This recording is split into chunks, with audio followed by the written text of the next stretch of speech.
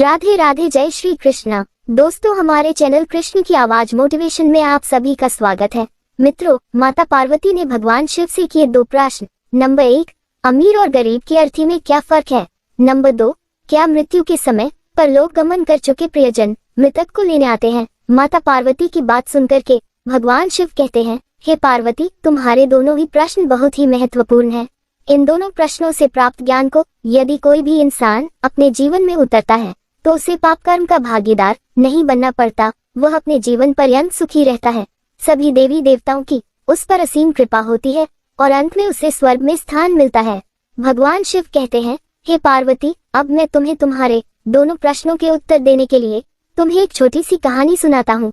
इस कहानी को सुनने के बाद तुम्हें तुम्हारे हर प्रश्न का उत्तर मिल जाएगा और मन को बड़ी शांति मिलेगी। इसीलिए कहानी को पूरा और अंत तक सुनना। तो मित्रों, कहानी शुरू करने से पहले मेरा आप सभी से अनुरोध है कि आप हमारी कहानी में खो जाएं। उससे पहले हमारे चैनल को सब्सक्राइब करके बेल आइकन अवश्य दबा लें, जिससे हमारी वीडियो का नोटिफिकेशन आपको सबसे पहले प्राप्त हो सके और कहानी के अंत तक बने रहे, क्योंकि जो आधी अधूरी कहानी सुनते हैं उन्हें आधा अधूरा ही ज्ञान प्राप्त होता है, जो जीवन में कभी काम नहीं आता। तो आइए कहानी शुरू करते हैं। भगवान शिव कहते हैं, हे पार्वती, एक दिन एक व्यक्ति एक संत के पास आया और उसने संत के संग में शामिल होने की इच्छा जताते हुए कहा, गुरुजी, मैं आपका शिष्य बनना चाहता हूँ। तो संत ने कहा, तुम्हें मेरा शिष्य बनने के लिए एक दिन पूरा शमशान में बिताना होगा और वहाँ तुम जो भी देखोगे, जो भी महसूस करोगे, मुझे आकर बताओगे। उसके बाद में मैं निर्णय करूंगा कि तुम्हें संग में शामिल किया जाए या नहीं। भगवान शिव कहते हैं, हे पार्वती, फिर तो संत की बात को सुन करके वह व्यक्ति घबरा गया। उसने कांपती हुई आवाज में संत से कहा, गुरुजी, दिन में तो ठीक है, लेकिन रात में शमशान में रहना खतरनाक है। फिर उस व्यक्ति की बात को सुन करके संत ने कहा, खतरा कैसा? तो व्यक्ति ने कहा, वहाँ भूत प्रेत होंगे, वह मुझे पकड़ लेंगे और जान से मार देंगे या जीवन नर्क बना देंगे। भगवान शिव कहते हैं, हे पार्वती, उस व्यक्ति के चेहरे पर भूत प्रेतों का खौफ साफ दिखाई दे रहा था। फिर उस व्यक्ति की बात को सुन करके वह संत कहते हैं, अच्छा एक बात बताओ, क्या तुमने भूत प्रेत देखे हैं? तो व्यक्ति ने कहा, नहीं, पर मैंने सुना बहुत है और कुछ ऐसे लोगों को जरूर देखा है जिन पर भूत आ जाते हैं और उन्हें परेशान करते हैं, अजीब अजीब हरकतें करते हैं, इसलिए मुझे भूत प्रेतों से बहुत डर लगता है। भगवान शिव कहते हैं, हे पार्वती, फिर उस व्यक्ति की बात को सुन करके वह संत कहने लगे, फिर तो अब तुम्हारे पास ये सुनहरा अवसर है ये जानने के लिए कि क्या वाकई भूत प्रेत होते हैं या नहीं। तुम एक रात शमशान में व्यतीत करो और अगर वहाँ पर तुम्हें ऐसा लगे कि वहाँ पर भूत वास्तव में है तो देखना कि भूत कैसा दिखता है, और यदि ऐसा कुछ ना हुआ तो तुम ये जान पाओगे कि भूत प्रेत जैसी कोई चीज नहीं होती। इस तरह पूरी रात तुम जो भी अनुभव कर पाओ वह मुझे सुबह आकर बताना। भगवान शिव कहते हैं, हे पार्वती, फिर तो संत की बात को सुन करके वह व्यक्ति जिज्ञासु हो जाता है और कहता है, ठीक है गुरुजी, मैं एक दिन पूरा दिन और रात शमशान में गुजारूंगा। तो संत कहते हैं, ठीक है, तुम अभी स्नान कर लो और आश्रम में जाकर भोजन कर लो और आराम करो। कल सूर्य की पहली किरण के साथ ही तुम्हें शमशान जाना है। फिर इस प्रकार व्यक्ति के जाने के बाद संत ने अपने 4 शिष्यों से कहा कि वह व्यक्ति कल शमशान जाएगा, तुम उसके पीछे जाना और उस पर नजर रखना, पर ध्यान रहे उसे भनक भी ना लगे कि कोई उस पर नजर रख रहा है।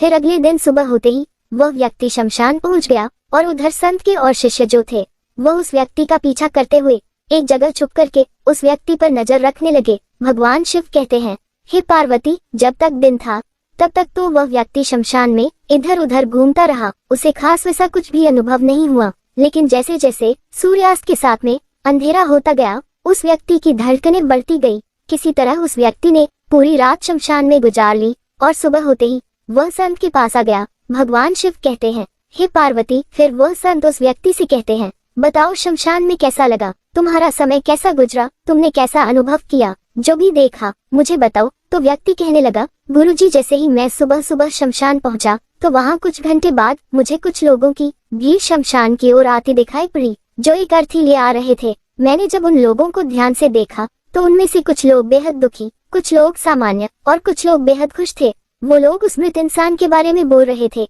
कि इस व्यक्ति ने बहुत अच्छे कर्म किए हैं, बहुत किस्मत वाला है ये।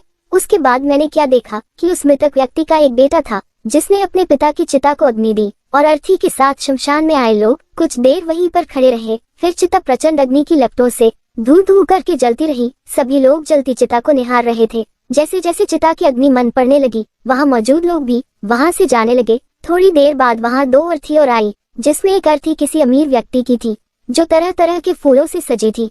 उस अर्थी के आसपास बहुत से लोगों की भीड़ थी, और वही दूसरी अर्थी एक गरीब व्यक्ति की थी, जो बहुत ही साधारण सी थी, और उसके आसपास में गिने चुने लोग थे। मैं कह सकता हूँ कि अमीर व्यक्ति की अर्थी के साथ में बहुत भीड़ थी, और गरीब व्यक्ति की अर्थी के साथ में कुछ ही लोग थे। वही अमीर व्यक्ति की अर्थी फूलों से सजी हुई थी, तो वही गरीब व्यक्ति की अर्थी पर एक भी फूल नहीं था। अमीर व्यक्ति की चिता चंदन की लकड़ी पर जलाई गई, जबकि गरीब व्यक्ति की चिता साधारण लड़कियों पर जलाई गई। भगवान शिव कहते हैं, हे पार्वती। अब व्यक्ति और आगे कहता है, गुरुजी, पहले अमीर व्यक्ति की चिता को जलाया गया क्योंकि वह अमीर था। उसके बाद गरीब व्यक्ति की चिता जलाई गई। मैंने देखा जब दोनों व्यक्तियों की चिताएं जल गई तो सभी लोग शमशान से चले गए, लेकिन मैं वहीं खड़े होकर के दोनों चिताओं को देखता रहा। भगवान शिव कहते हैं, हे पार्वती। फिर उस व्यक्ति की बात को सुन करके संत कहते हैं, अच्छा एक बात बताओ, तुमने उनकी चिताओं को देख करके क्या समझा, क्या अनुभव किया?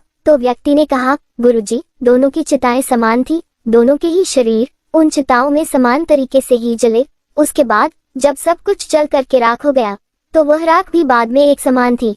राख को देख करके ये पता नहीं लगाया जा सकता था कि यह राख अमीर व्यक्ति की है और यह राख गरीब व्यक्ति की है। अब वो व्यक्ति आगे कहता है, गुरुजी, उसके बाद में वहाँ पर एक औरत की अर्थी और आई। उस औरत का पति बहुत ही दुखी था, फूट फूट करके रो रहा था। अर्थी के साथ शमशान में आए बाकी लोग भी बहुत ही दुखी थे, वह सभी उसके पति को सांत्वना दे रहे थे।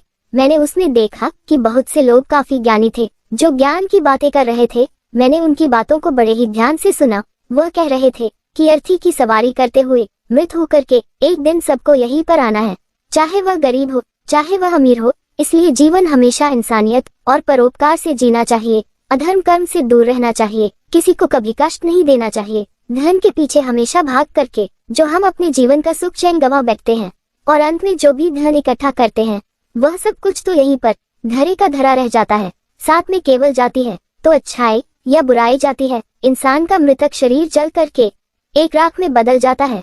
वह राख अमीर की हो या गरीब की एक जैसी होती है, मगर हर व्यक्ति को अपने आप और पुण्य कर्मों का फल अवश्य मिलता है। जो जैसा कर्म करता है उसे वैसा फल अवश्य भोगना पड़ता है। गुरुजी, मैंने इतनी बातें वहाँ पर ज्ञानी लोगों के मुखार बिंदु से सुनी। उसके बाद में शमशान में कोई अर्थी नहीं आई। भगवान शिव कहते हैं, हे पार्वती। फिर उस व्यक्ति की बात को सुन करके संत ने कहा, तुम सारी रात बाहर रहे तो क्या कोई भूत प्रेत तुमने देखा? तो व्यक्ति बोला, नहीं, वहाँ मुझे कोई भूत प्रेत नहीं देखा। हालांकि मन में एक डर तो था, पर सच कहूँ तो पूरी रात मैं अपने आप से ही डरता रहा। कभी हवाओं से हिलने वाले पत्तों की आवाजों से डरता रहा, तो कभी वहाँ आसपास मौजूद जीव जंतुओं की आवाजों से डरता रहा। इस प्रकार मैं सारी रात सहमा रहा। भगवान शिव कहते हैं, हे पार्वती। फिर वह व्यक्ति आगे कहने लगा, गुरुजी, मैं कह सकता हूँ कि पूरी रात में मुझे कोई भूत प्रेत नजर नहीं आया। फिर वह संत उस व्यक्ति से कहते हैं, ठीक है, अब तुम जाओ और आश्रम में आराम करो, कल फिर तुम्हें पूरे दिन और रात शमशान में बिताना होगा। फिर तो वह व्यक्ति उन संत की बात को सुन करके कहने लगा, आप गुरुजी कैसी बातें कर रहे हैं? आपके ही कहने पर आज पूरा दिन और रात मैंने शमशान में गुजारा। मैं शमशान में पड़ा रहा। वह समय मैंने कैसे काटा है मैं ही जानता हूँ। अब मैं दोबारा वहाँ नहीं जाऊंगा। तो संत ने कहा, देखो, जो खास चीज तुम्हें वहाँ जाकर मिलनी है वो तुम्हें अभी तक नहीं मिली है, और जब तक वह चीज तुम्हें नहीं मिल जाती मैं तुम्हें अपना शिष्य नहीं बना सकता हूँ। तुम एक दिन और वहाँ पर रुको, तुम्हें वह चीज अवश्य मिल जाएगी। तो व्यक्ति कहता है, ठीक है, यदि आप कहते हैं तो कल मैं एक दिन और रात शमशान में और बिता लूंगा। फिर अगले दिन वह व्यक्ति संत का आशीर्वाद लेकर के फिर से शमशान में पहुंच गया। अब एक पूरा दिन और रात बिता करके वह व्यक्ति अगली सुबह फिर संत के पास पहुंचा, लेकिन इस बार उस व्यक्ति के चेहरे पर एक अलग ही तेज था, एक अलग ही खुशी झलक रही थी, मानो उसे वह चीज मिल गई हो जिस चीज की उसे तलाश थी। भगवान शिव कहते हैं, हे पार्वती। फिर वह व्यक्ति संत के पास वापस आया तो संत ने कहा, क्या तुम्हें वह चीज मिली? तो वह व्यक्ति बोला, हाँ गुरुजी, मुझे वह चीज मिल गई। तो संत ने कहा, ठीक है, बताओ वह चीज क्या थी? तो व्यक्ति ने कहा, गुरुजी, मैंने जीवन का अर्थ समझ लिया है। मैंने वहाँ देखा कि कुछ लोग शाम को मुझे अर्थी पर लेकर आ रहे हैं। मुझे 4 लोगों ने अपने कंधों पर उठा रखा है। मेरे पीछे कुछ 15-20 लोग रोते बिलखते आ रहे हैं। मेरे पिता अर्थी के आगे आगे चल रहे हैं और कुछ लोग राम नाम सत्य बोलते हुए मेरे ऊपर फूल फेंक रहे हैं। मेरे सभी रिश्तेदार बहुत दुखी है। भीड़ में मौजूद कुछ लोग तो दुखी होने का नाटक कर रहे हैं, कुछ लोग मेरे पिता को सांत्वना दे रहे हैं। तभी कुछ देर के बाद में मेरी अर्थी को जमीन पर रख दिया जाता है और मेरे शरीर को उठा करके चिता पर लिटा दिया जाता है। मैं ये सारा दृश्य अर्थी पर लेटे हुए देख रहा था। मैंने उस अर्थी से उठाना चाहा पर उठ नहीं सका। मैं सांस लेना चाहता था पर सांस नहीं ले पा रहा था। मैं पूरी तरह से असमर्थ और विकलांग की तरह था क्योंकि मेरे अंदर सांस नहीं थी। मैं अपने पिता को गले लगाना चाहता था लेकिन मैं उठ नहीं सकता था। मैं भाई को गले लगाकर ये कहना चाहता था कि तुम अपना और माता पिता का ध्यान रखना। घर व परिवार की जिम्मेदारी अब तुम्हारे ऊपर है, इसे बखूबी निभाना। इससे मेरी आत्मा को बहुत शांति मिलेगी। गुरुजी मैं चाहते हुए भी कुछ भी नहीं कर सका। कुछ समय के बाद में मेरा मुंह कपड़े से ढक दिया गया और शरीर के ऊपर कई लड़कियां रख दी गई। मुझे अब कुछ भी दिखाई नहीं दे रहा था। फिर उसके बाद में मुझे अत्यंत गर्मी महसूस हुई। मुझे एहसास हुआ कि मुझे अब जलाया जा रहा है। धीरे धीरे लड़कियों के साथ साथ मेरा पूरा शरीर जलने लगा। मेरा दम घुट रहा था। मैं उठाना चाहता था। आखिर अग्नि ने प्रचंड रूप ले लिया और धीरे धीरे मैं उस अग्नि में पूरी तरह खो गया। पूरी रात में खुद को ऐसा ही जलता देखता रहा। मैंने देखा कि अंतिम रूप से मैं एक राख बन चुका हूँ। उस पूरी रात न तो मैं डरा और न ही मुझे डर का एहसास हुआ। फिर जब मेरी आंखें खुली तो एक तीव्र रोशनी मेरी आंखों पर पड़ी। मैंने देखा कि ये तो मैं हूँ, वह भी शरीर के साथ।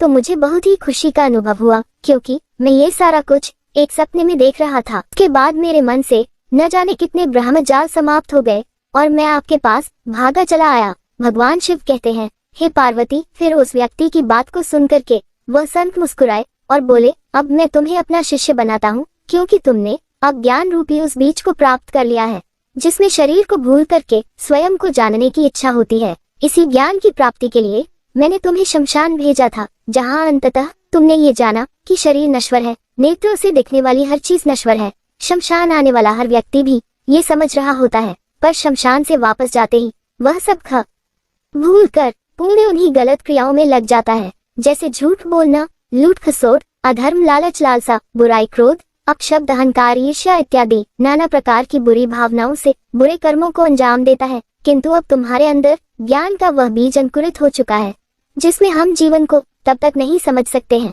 जब तक मृत्यु को निकट से देखा बस समझ न जाए। भगवान शिव कहते हैं, हे पार्वती, तुम्हारा पहला प्रश्न था कि अमीर और गरीब की अर्थी में क्या फर्क है। तो समझ लो, जो अमीर गरीब की अर्थी में फर्क समझते हैं वह ब्रह्म जाल में फंसे हुए हैं। व्यक्ति अमीर हो या गरीब, दोनों की अर्थी एक समान जल करके एक ही प्रकार से राख हो जाती है। इंसान अपने साथ केवल अच्छाई या बुराई ही लेकर जाता है, वह केवल अपने कर्मों का फल भोगता है।